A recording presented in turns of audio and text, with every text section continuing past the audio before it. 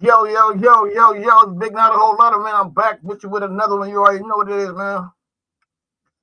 My fault, I'm chewing right now, but how the police captured the Florida longest active serial killer. We gonna get right to it. You already know what it is, man. Big Not a Whole Lot of Man. You already know. Let me get to it though.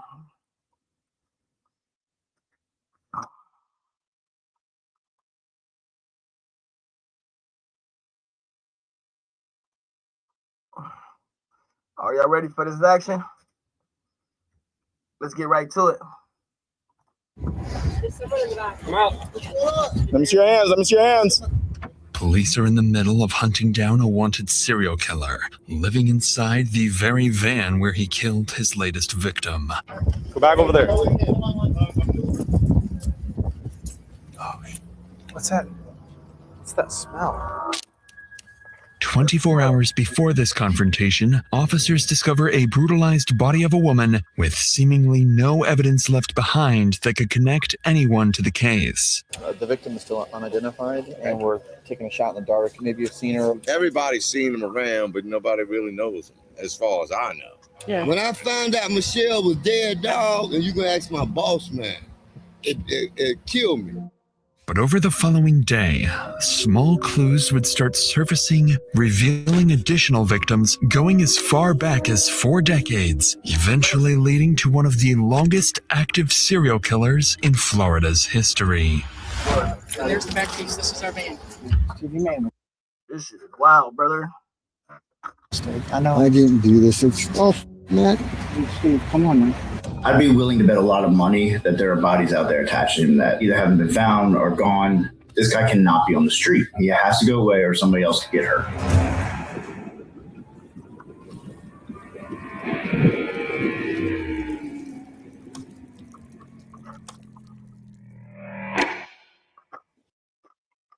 Creating custom clothing with Tap Stitch is simple. Start by choosing a garment, then click Design Now. It's around 2 p.m. in Marathon, Florida.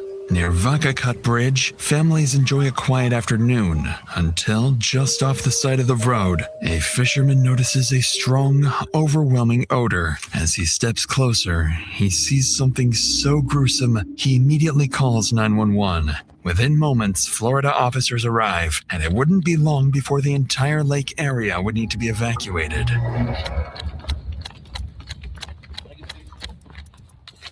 Where's she at?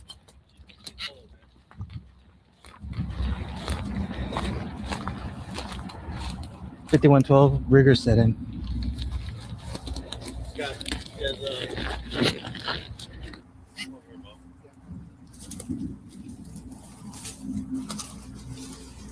Jesus Christ.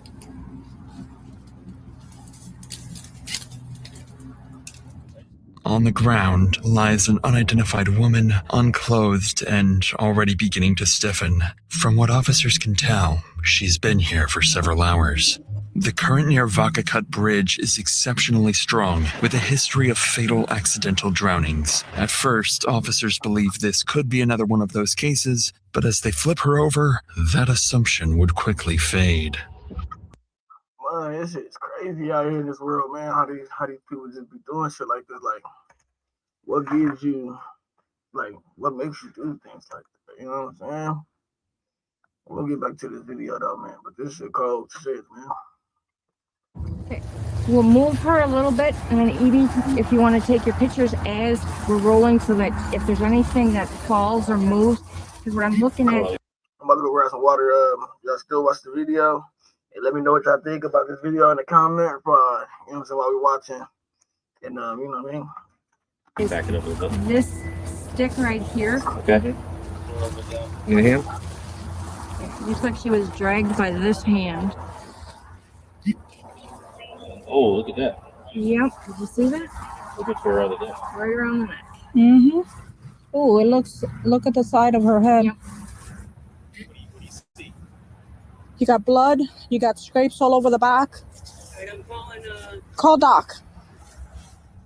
As they examine the body closer, they notice strangulation marks on her neck, blood, and signs of trauma. all pointing to a violent assault. With a potential homicide on their hands, officers call in the on-duty detective, while others begin evacuating the area immediately. They said they came up with a violent assault. They flipped her over and seen all that shit he did to her. They was like, oh yeah, but somebody did this to her. So now they're getting to the business. They're getting to the point. Before the detective arrives, officers at the scene continue trying to identify the victim, only to realize it won't be that simple.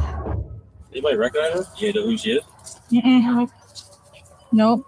Doesn't appear to be a homeless because she's well kept. She's groomed. I just don't see the clothes. You know what I'm saying? It's too something there. This is all the officers know about the woman. No clothing, no ID, nothing to go off of. But not for long, as the on-duty detective soon arrives. Matt Pitcher is a seasoned undercover detective. He doesn't know it yet, but he's about to take down the town's most dangerous killer. Using a multi-hour interview with Pitcher, we'll break down exactly what he was thinking and the complex forensic methods used to crack a near-perfect homicide. I do not have good luck at Thanksgiving time. It just never seemed to work out for me. And so even coming into this, everybody was kind of joking, oh, be prepared for that call. And so I got the call, and then it's kind of evaluating, well, you know, you put out a little bit of hope that, well, maybe it was just a natural death. And I still remember I was talking to my captain, trying to figure out what was going on. She said, yeah, it's a naked female. And the minute she said that, I was like, well, this isn't going to be a natural death. Everyone. Detective Matt Pitcher and Detective Rosa DiGiovanni. This is US 1 heading up that way. Entrance into this little gravel area from US 1 is down there. If you pan down here at the start of what looks to be a Red Bull can, there are tire tracks leading back, as well as tire tracks on this side. You have a broken branch that's touching the ground. Pulled hair right here. And if you come up at about 10 o'clock into a wooded area, about 10 meters away, the female victim, 2 to 3 feet in front of that is another small chunk of hair. It looks like there is some bleeding in the area. The easiest way to come back would be along there, suspecting that that's where the suspect went back. We're going to go around another way, preserve evidence. For the first time, the pieces start to come together. As Pitcher walks along the gravel road just off the highway, he spots fresh tire marks, evidence the suspect had been here not long ago. A few feet away, strands of the victim's hair lie scattered, suggesting she was dragged from the road into the forest. Further in, there are clear signs of disturbance. Damaged plants, broken branches, indicating the suspect's vehicle was likely damaged as it sped away, possibly right after dumping the body. And then, something far more significant catches his eye. So, you know, there were a bunch of like small trees, that kind of thing. You have this dirt road, but then as I'm walking along the path, that's the first thing that struck me was, so there was a little tree, and it kind of had, you know how you can tell when something's freshly broken, right? The limb hasn't died or anything like that. We're talking about a tree, and it was just kind of hanging there. And so that got me looking at it. And then sure enough, what looked to be car parts broken off right underneath it, like sitting on the ground right there. And that's kind of one of those ones like, could this be, you know, the suspect vehicle? But even with this small breakthrough, Pitcher still hasn't uncovered the most critical piece of the puzzle, one that suggests this is far from an isolated incident. The video is too quiet? Boost your volume up to 600% with Turbo Loud. Your browser cap. With the scene locked down and the victim transported for autopsy, investigators are left with two critical questions. Who is the victim and who is her attacker? To answer the first, Detective Pitcher... That shit cold, man. Who was the victim and who was the attacker? Pitcher comes up with a plan. Yeah, I'm kind of going through things. And basically my thought then, especially keep in mind, like I said earlier, this is right coming into Thanksgiving, right?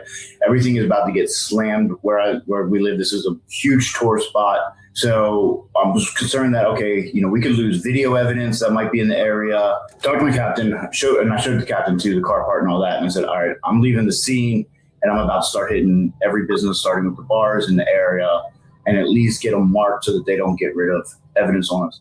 At Pitcher's request, officers go from business to business, searching for any sign of the suspect's vehicle. One missing a black 3x8-inch piece of bumper and showing damage consistent with hitting branches, as well as any indication of a possible daylight abduction. But with no clear timeline for when the murder occurred, the search could take anywhere from hours to days. So Pitcher splits his efforts, directing some officers to focus on the second piece of the puzzle, identifying the victim. He sends them to local businesses, hoping that someone might recognize her. But that's when an unexpected problem emerges. Hey, how you doing? Detective Brady. This is Detective Ponce. We're doing we're part of the homicide investigations going on. I don't know if you've heard what's going on in Marathon. And we don't know whether the victim is still unidentified, and we're taking a shot in the dark, and maybe if she might have been a patron here. So if it's a graphic photo, but we're going to ask if you have seen her or a couple of bartenders. I'll take a look. So I've been here the last few nights. Okay. Wednesday, so. Okay. There's a picture. I haven't seen anybody like that, no. Okay, do you think you're maybe a bartender or so would, They probably wouldn't want to, knowing they're on the Swedish side. With the victim still unidentified and no sign of the suspect's vehicle, officers are at a loss. With every passing hour, the killer edges closer to vanishing for good, along with any chance of solving the case. But just as leads begin to run dry, one bartender would step forward, giving them their first major lead. How you doing, Chris? Hey, how are you? We're gonna... I just got your phone number, Eric. 917. And are you willing to look at the photo of the victim and see if you might know her, or it's pretty? It's up to you. Yeah. Okay. All right. Here's this lady here. You might be able to recognize her. Yes. Okay. Do you know her name? Oh. Or perhaps does she drive a car? Or she live I mean, anything where we can try and track down. We don't know who she is, so it's very important. We're trying to find out who she is. I can't think of it. Okay. But for sure. Yes, I know exactly who she is. Okay. Definitely. Although the bartender doesn't remember the woman's name, she recalls seeing her multiple times, suggesting she's likely local. And then another bartender approaches. She recognizes the victim too, but still can't provide a name. However, she remembers something else. She had seen the woman working at the Sunset Grill restaurant just a few miles away. With this new information, officers quickly wrap up and rush to the restaurant, realizing they may be moments away from answering one of the case's biggest questions. Y'all let me know in the comments, man, what y'all think is gonna happen, if they gonna catch him. But now y'all know they gonna catch him. But yeah, like, just put your thoughts in the comments, man. How are you? Hi, I'm Stephanie. Detective Rosa DiGiovanni. The reason that I'm asking is, has she ever worked for you? Oh, she looks familiar. Yes, yes, She did? yes. And I tried to help her. I know. What do you mean you tried to help her? Well, when she first moved here, she worked for us, and You know when that was, more or less? I have all the dates at That my would be house. great. And I feel so bad about what happened to her because I really. Finally, officers have a name, 51-year-old Michelle. But when detectives check for a missing persons report, they find nothing, leading them to assume the victim has no close family. That is, until her employer reveals something that makes her death even more tragic. She told me, she was from, is it Wisconsin or Wisconsin? I have all her info where she was from, I think. And she had a family. I knew she had children. And, ex-husband, she didn't have custody of her children. But she told me she used to be like a therapist too. And she goes, I know better. I shouldn't be taking these pills and stuff. And I said, well, you need to get straightened up because I'm going to have to let you go. But she did talk always. I don't know her children. I never met her, but she always talked about them. I don't know how old they were. She always talked about going back. I know our children must be devastated. If you talk to her kids or anything, just tell them that, She was a wonder. She had a good heart. She did. That's basically what we're trying to get for her kids, you know. She did. And I always thought that too. I thought, God, I wish her kids knew that I really liked. I am not afraid. I was born to do this. Thanks to her employer, officers are able to get into contact with several of Michelle's family members in Janesville, Wisconsin. All of them describe her the same way, kind, with a good heart, but after moving to Florida, she lost contact with them. This information is immediately relayed to Detective Pitcher, who now has one question left to answer. Who is her killer? And that answer may be closer than they think. That time the captain says, all right, I'm going to answer may be closer than the things. Let's see. send a picture of this car part to a buddy of mine who's in narcotics. He is extremely good with cars. She literally sends him this little bit of what turned out to be a bit of a fender. He comes back. First thing he sends a text. All right, it's going to be from a van, full-size van like this. Within 15 minutes of that, he sends a picture and says it's going to be this type of van. And that nigga knew what type of van he was looking for. That picture he sent actually ended up to even be the exact same color, everything as the van, as a suspect van, like to the T. But in my mind, I'm thinking, number one, 50% chance it's actually going to be the suspect vehicle. Being able to match that to the vehicle, yeah, probably not going to happen. Naturally, Detective Pitcher is skeptical, but he still relays this information to officers combing through CCTV footage. And to his complete surprise, after 6 hours of finding nothing of value, they're about to stumble upon something big. I don't know how to download it from the system, but he's fixing to go past here in just a minute. Need anything else from us? No, bro. I'm just going to find this vehicle and then try to clip this. I found him. He's right here. This Max is a ripoff. Right there. At last, police spot what they believe to be the suspect's vehicle, a black They got him. and silver Dodge conversion van, visibly damaged with pieces missing. And once they run its license plate, detectives can begin reconstructing the killer's movements piece by piece. He's going to go by, I'm sure. There he goes, right there. Yeah, 1207. He will let you, yeah. That's the van right there. There it is. Yeah. All right, 1240. He had to stop somewhere. 1239. What we get from Alfredo's? Alfredo's was 12:08:23. So that's 4 minutes. 4 minutes and 17 seconds. You had to stop somewhere quick. 4 minutes 17 seconds. I wasn't sitting in traffic for 4 minutes. That's a big. So where can he stop between Fredo's? Huh? Trade ones. Trade ones. Or if he came in here. As officers piece together the van's path across town, it suddenly disappears, somewhere near Kmart Plaza on US Highway 1, just over 3 miles from where the body was found. While officers search for additional camera angles around the last known location, investigators run the van's registration. And that's when they discover something deeply concerning. The van belongs to 58-year-old Stephen Matthew Wolf, a man with a long and serious criminal history. Obviously, the one thing, I can't remember if it was a juvenile record that was sealed and they had to go a little bit further to find it out or whether they grabbed it, but he had a murder at a young age. So immediately I have someone getting on the phone for me and contacting that police department. Let's get details on this and fast. And it was this 90-year-old man that he and a couple of his friends robbed, and he decided to kill him.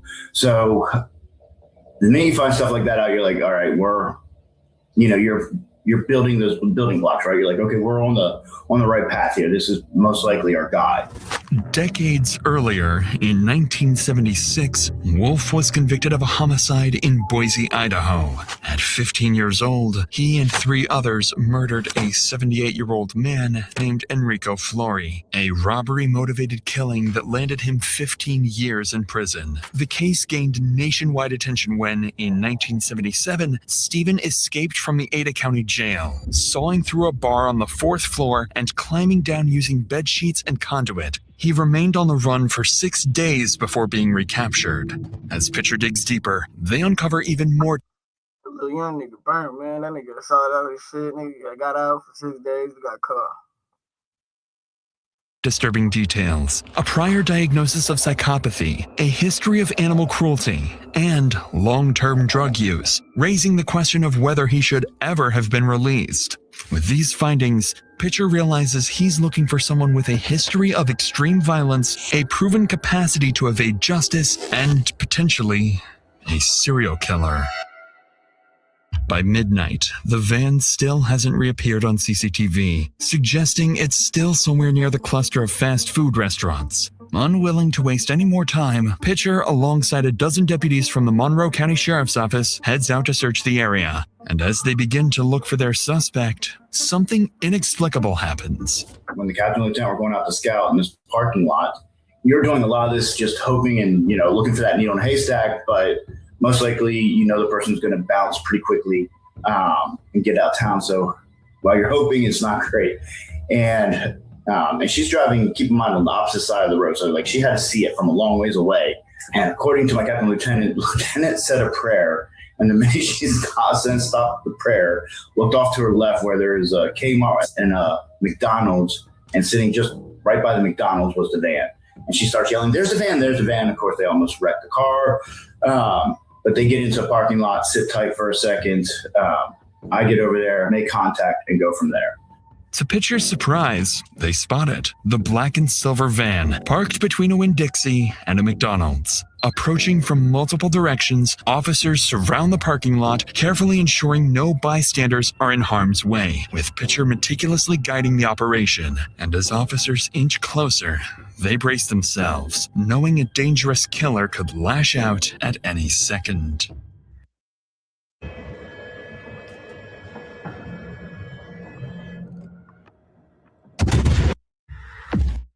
Uh-oh, it's getting interesting now. They found the van. Guys in the van. See what's going on. Do we want me to give them verbal commands? Yeah, his window's down here. Okay, Caleb, go. You gonna get this out of I got it. Monroe County Sheriff's Office. There's someone in the back.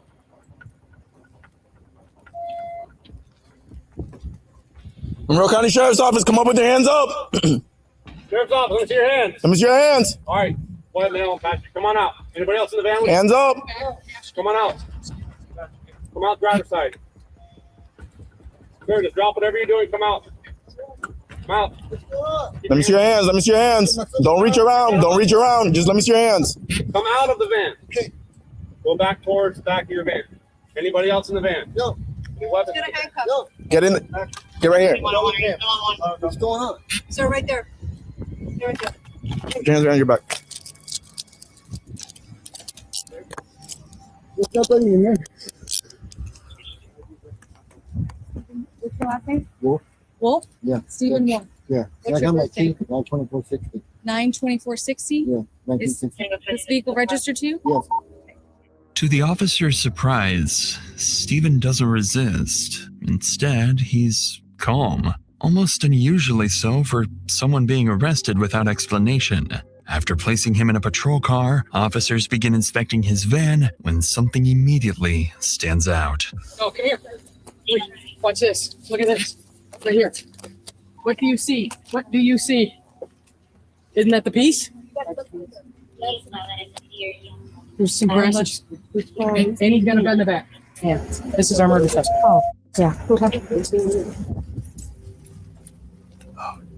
What's that? What's that smell?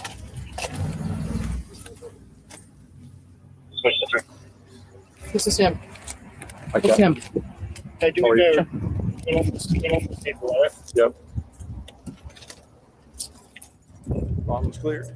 When they were going through the van, I believe there was blood in there that they have yet to identify, for one thing.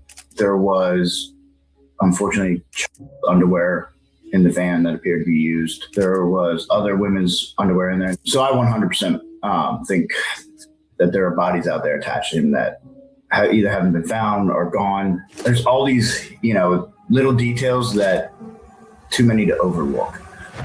After securing the scene just after midnight, Stephen is transported to the Monroe County Sheriff's Office for questioning. But despite Pitcher's plan unfolding nearly perfectly, he still has a long way to go. On the way to the station, Pitcher realizes that from a jury's perspective, there's still reasonable doubt, and nothing truly conclusive beyond a single piece of bumper. And with the right lawyer, he could claim he was simply at the wrong place at the wrong time, and the charges could easily be dismissed entirely. Even so, Detective Pitcher remains confident he can make Stephen break. Less than 12 hours after the murder is believed to have taken place, the two arrive at the station and Stephen is placed inside the interrogation room. Both Pitcher and Stephen have been in these situations before, and each of them believes they have the perfect plan to outsmart the other.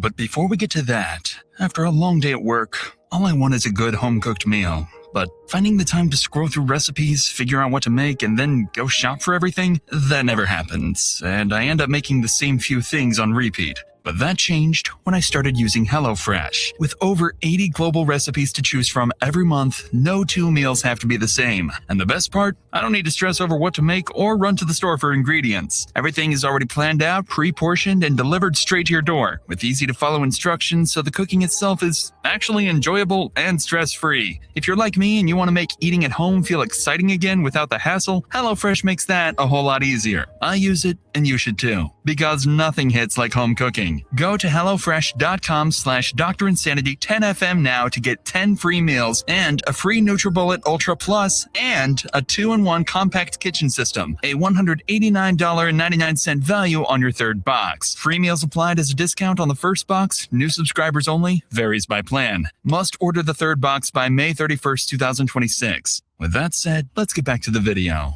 The way I interview, I'll brag for a second. I think I can interview pretty much better than anybody. And I think I have a track record to prove it. I believe your interview, the most crucial part of the interview are the first minute to 3 minutes. I never, ever walk into an interview room and start talking about that night, anything even remotely close to the crime at hand. I usually try to find out what they're into.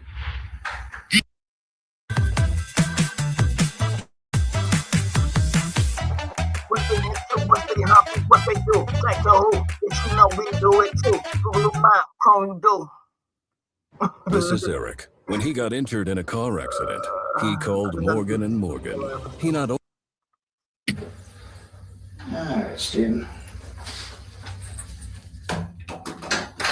I'm recording. Right now, you're just being detained, all right? I'm just going to talk. But before I can talk to you, obviously, I got this. Yeah, that's all right.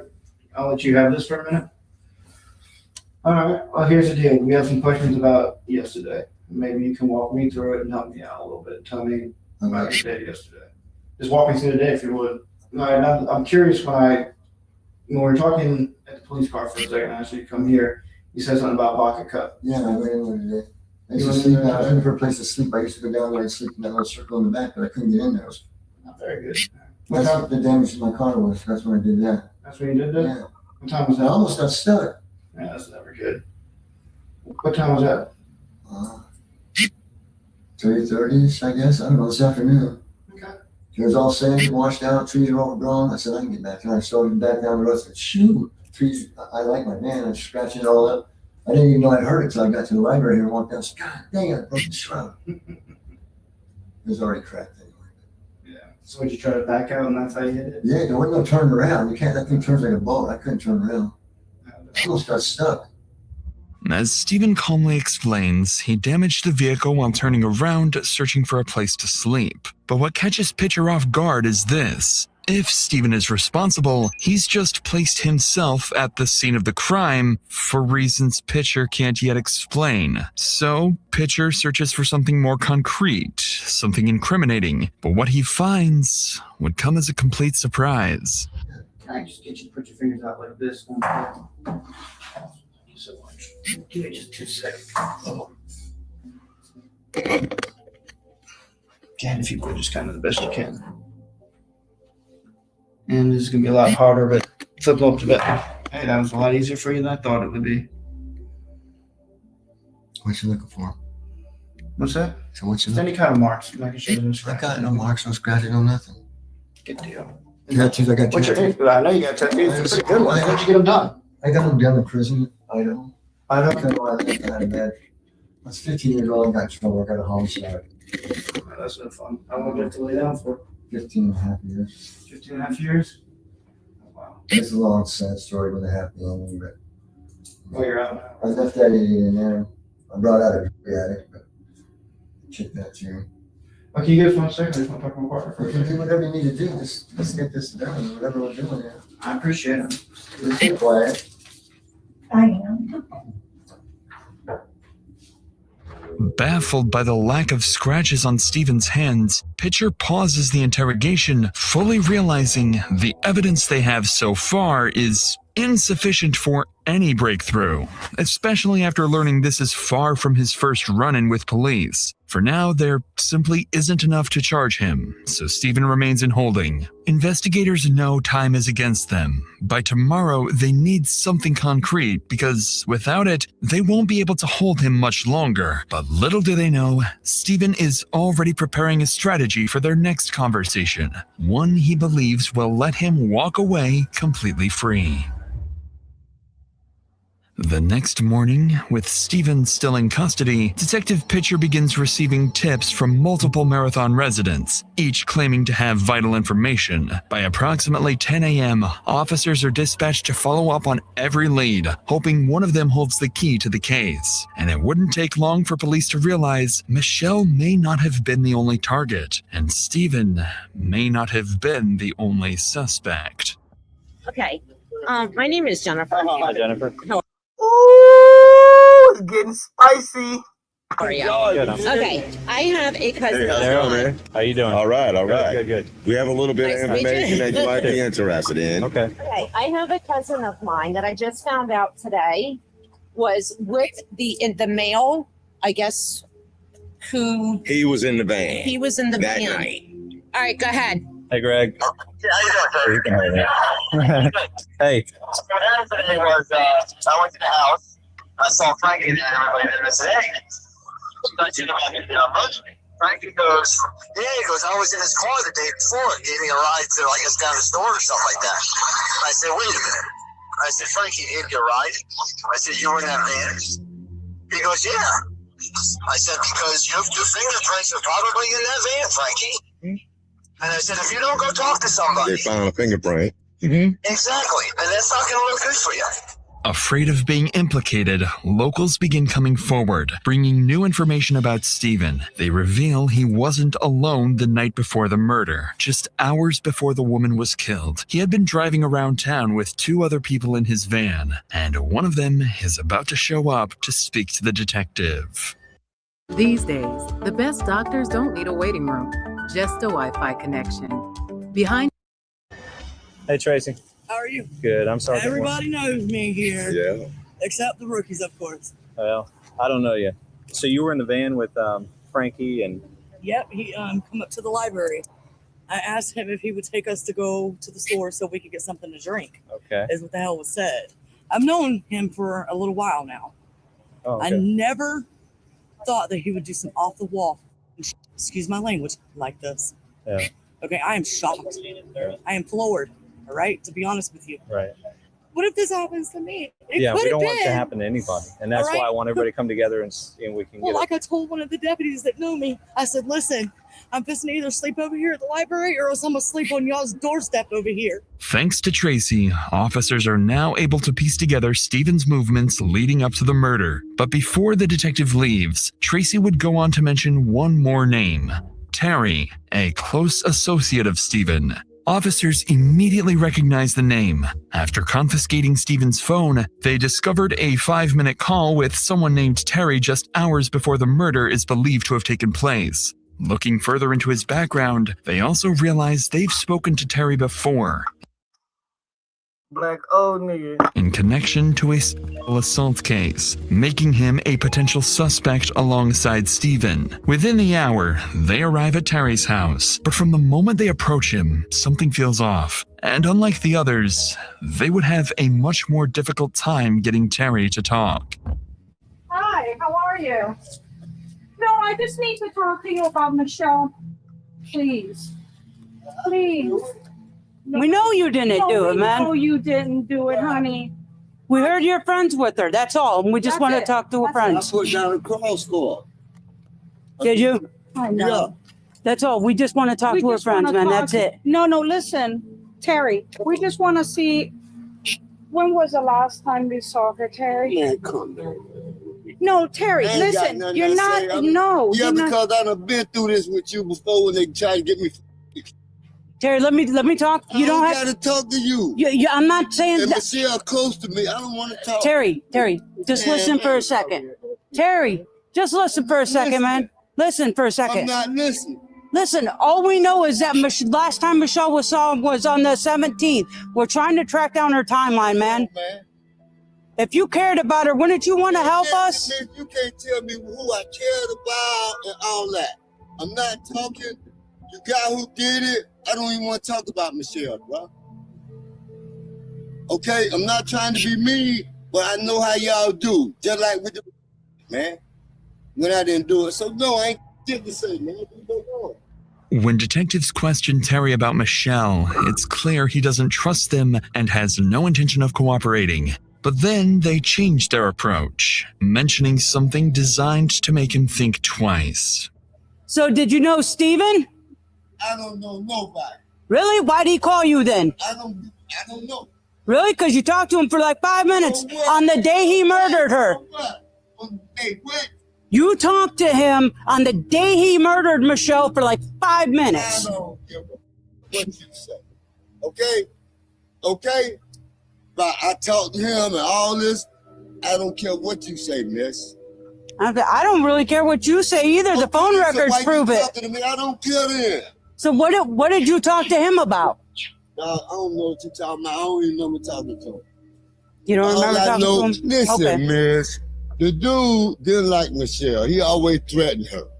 Me and him got into it over her. Okay? Michelle was a close friend. If you go down there underneath the Backcut Bridge where she supposedly got killed or whatever, I put a cross down there for her. I appreciate it. Honestly, you seem like the first one that we've talked to that's really cared about Okay. her. Okay. I didn't like Wolf.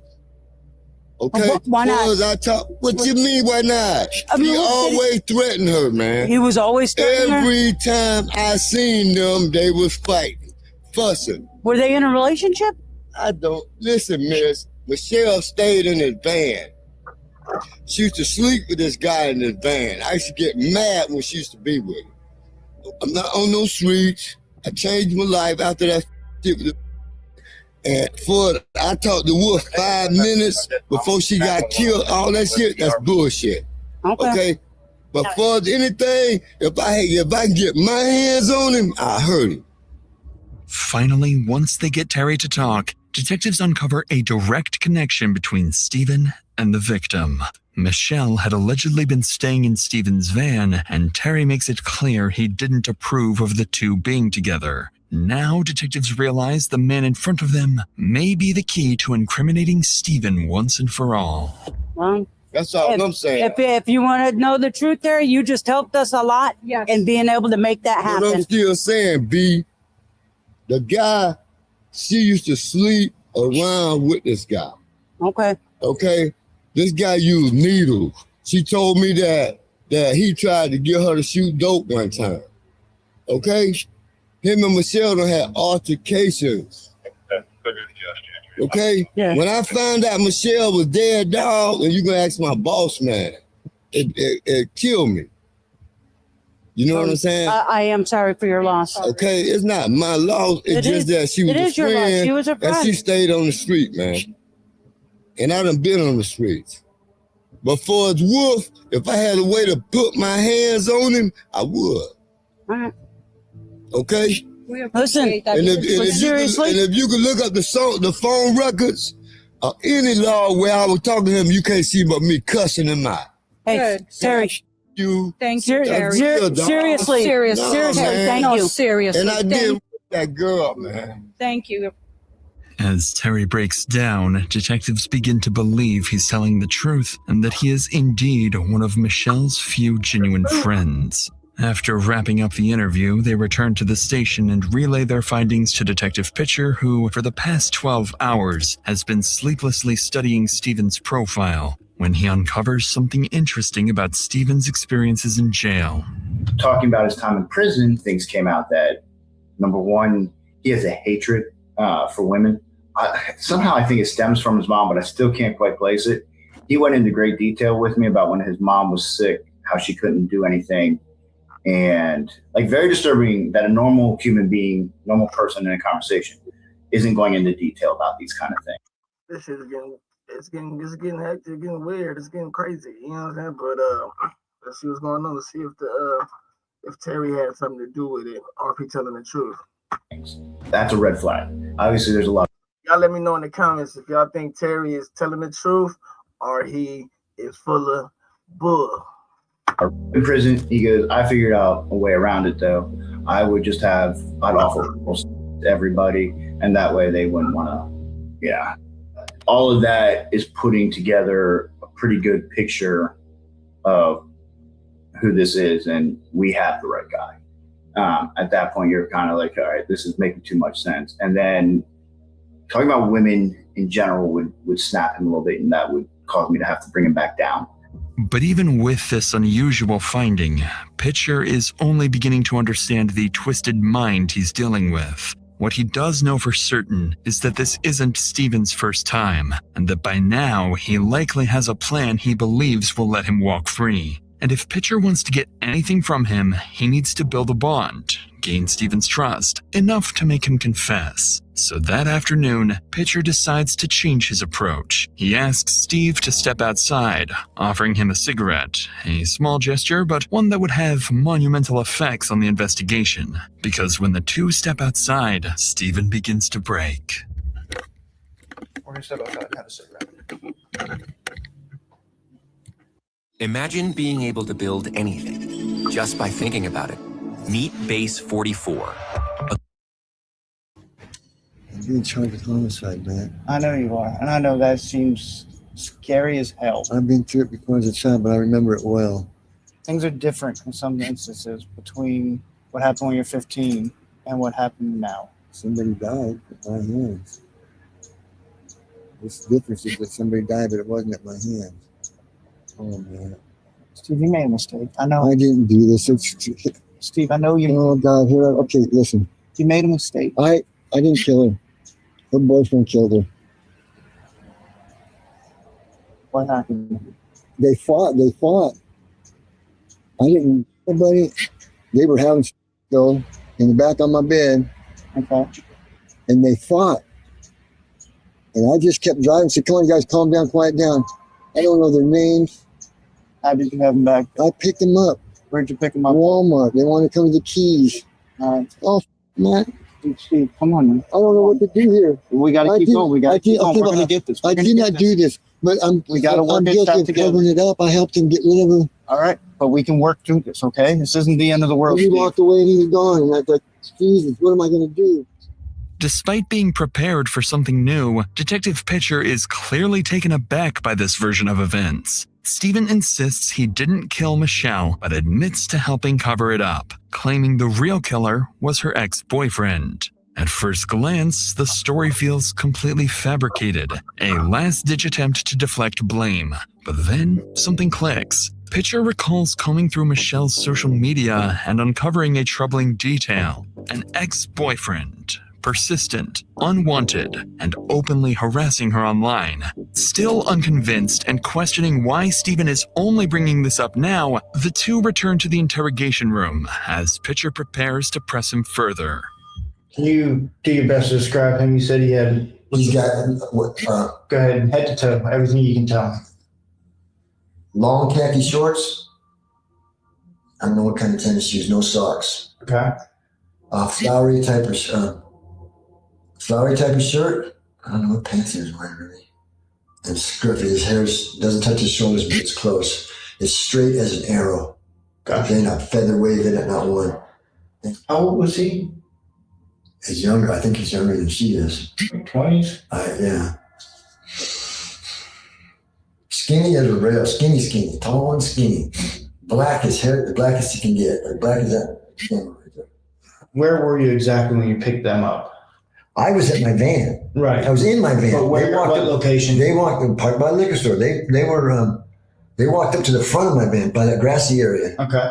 They were walking and said, "Hey, you guys, this dude for a ride." So you let him in. They get in the car. He's at the front. I'm not even out of the parking lot yet, bro. Can I have one of them cigarettes? Yeah, you got a pack, bro.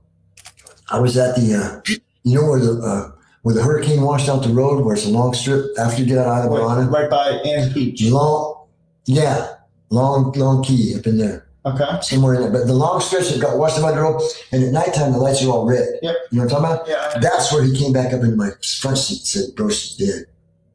All the way. He didn't say I killed her. He just said she's dead. Okay. What? Bro, she's dead.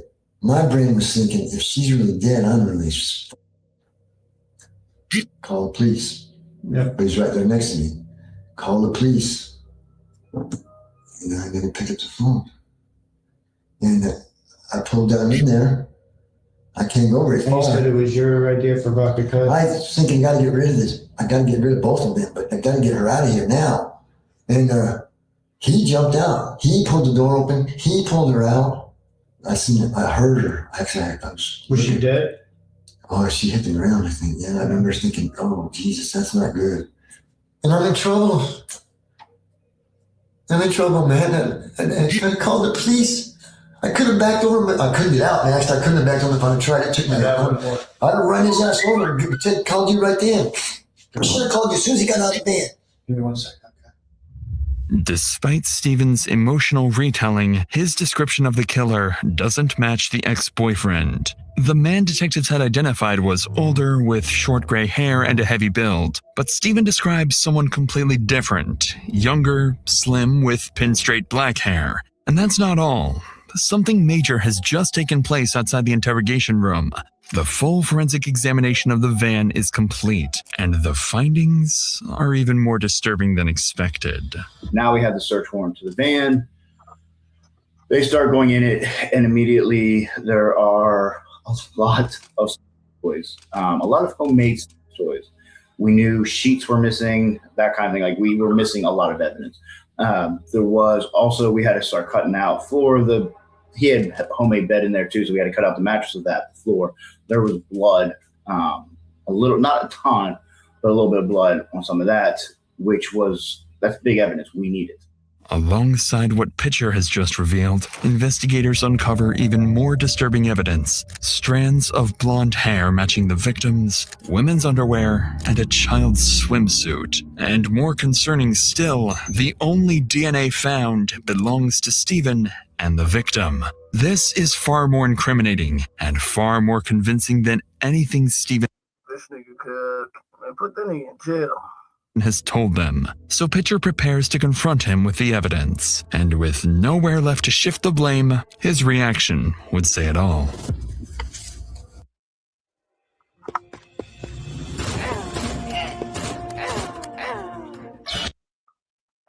I'm just gonna be flat out honest and be blunt. You messed up. This is inside your van. That's our victim's hair, Steve. Steve. No. This is the victim's underwear. No, it's not. What is it? And Steve, you missed some blood. You missed under. I didn't do that. You missed cleaning up the blood on the cushion under the sheet.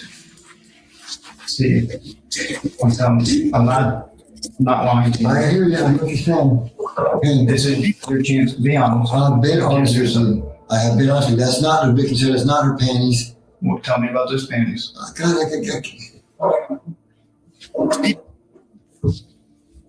oh, Jesus, you're going to tell them they lie. If I tell you who they are, you're going to tell them, and then they're going to know that I have. Steve, right now you're looking at murder. You get okay, there's Susan. They got Susan's door. Susan who? That's Jerry's wife. Why do you have sometimes.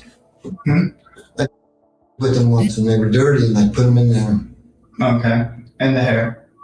I don't have no idea. And the blood under there? I don't know what to do. I don't know anything about it. There's no blood in there that I'm worried about. I'm telling you there's blood. I mean, this is overtime. Okay? So now I'm not I'm not primary, I'm a suspect. He said, I don't know, okay. Steve, I'm gonna put this as bluntly as I can. Yes, at all. I'm gonna put this very harshly. You murdered her. I did not. I did not. This shift in the detective's demeanor clearly catches Stephen off guard. Up until now, he believed Pitcher was someone he could trust. More than that, Pitcher believes the bond between them has gone beyond a typical detective-suspect relationship. One of the disturbing parts of the interview, which this just made me mind of, is I put my hand on his shoulder at one point. Like one of the phrases I used with him a lot that, once we had that real comfortable level was, this isn't an if type situation. This is, I need your why. What happened? Like, you're obviously a good person. Why did this happen? And so at one point, he was getting worked up, sad wise, that he knew he was in trouble. And I put my hand on his shoulder and he goes, yeah, I don't let people put their hand on my shoulder because of prison.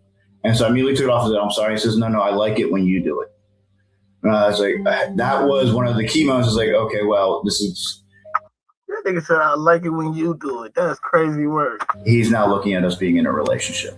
He has feelings for me in terms of that. He was putting me in his mind in an awkward position to have to testify. Like, I don't know if part of him thought that I had feelings for him and that he was putting me in an awkward position, making me testify against him. I've never even come close to having anything like that happen before. As Pitcher explains, this unusually strong bond is both beneficial and detrimental to the investigation. Although Stephen appears to want to be honest, he seems afraid of hurting Pitcher's feelings. But unbeknownst to Stephen, that bond is entirely one-sided, because Pitcher is about to confront him with even more evidence he failed to cover up. Can you explain the blood on the cushion under the sheet? No. My leg, I guess, but that's not good. I know. So I'm going to go to jail for homicide? I will check with the state attorney, but as of right now, I'm afraid that's most. Oh, geez, guys, I'm not the guy. What? Okay. Can I, let's backtrack. I understand this does not look good. Because you were at the crime scene. We have you at the crime scene because you wrecked. Yeah. And then you didn't report the wreck, but it was minor damage. I get that. I have an issue there. Then we have you come into the library using a dumpster where there's blood in the dumpster. And you told me you put trash there. Yeah. And then we search your van, which you say nobody has been in that van besides Tracy and Charlie. I think and that was a couple days ago. And the hair doesn't match that person. I don't know what you guys are talking about. All this steep growth of advancements because I came back down here. So I look sort of. And the worst part about it is that you're convinced that it's me. What is that? More panties. In my van? Let me see that again. Or bikini bottoms. Those are Susan's too. I wouldn't worry at all about Susan, Steve. That's where I am. My guess is you'll probably never see her again. To Stephen's surprise, on the night he was found, officers recovered a bloody shirt that had been disposed of nearby. And despite it all, Stephen would continue to deny that he had killed Michelle. At this point, it doesn't matter. They don't need a confession, because the final and most disturbing piece of the puzzle has just come to light. When they were going through the van, there were some of the toys were probably 8 inches to 12 inches in diameter. So it was, again, very, very horrific. And I think they ended up finding her DNA on a couple of those, and that's probably what helped to cause her to bleed out.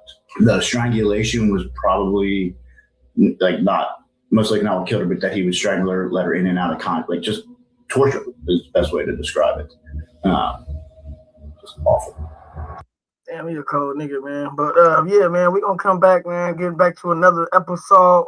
So y'all stick there, stick to it, stick with me. You feel me? And I'll be back with another one.